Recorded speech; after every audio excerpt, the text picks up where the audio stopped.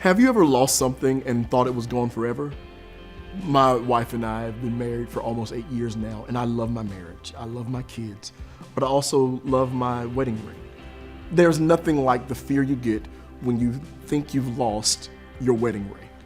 Somebody's pausing right now for a chuckle because they know it's true. One day, I couldn't find it, and I was so afraid to tell my wife.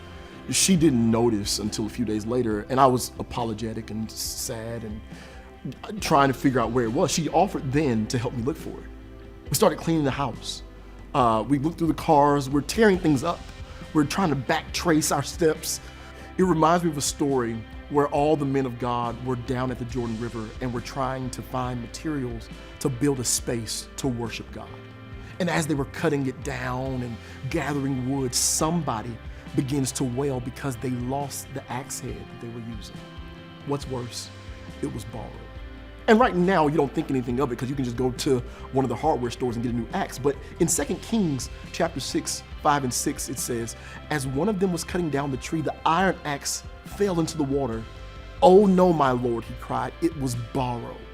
The man of God asked, where did it fall?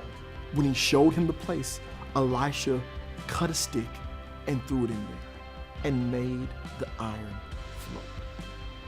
At the end of my personal story about our living room search for our ring, there in the middle section of the sofa was my ring, my wife's rings, which we didn't know were lost, my wife's watch, one of our bracelets. Our 2-year-old was making his very own treasure trove in the sofa.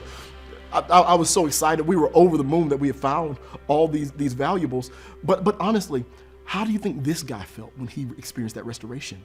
That restoration in 2 Kings chapter 6, when the man of God reaches out and makes that axe head swim out of the murky, dirty water of the Jordan River and restores this man's hope.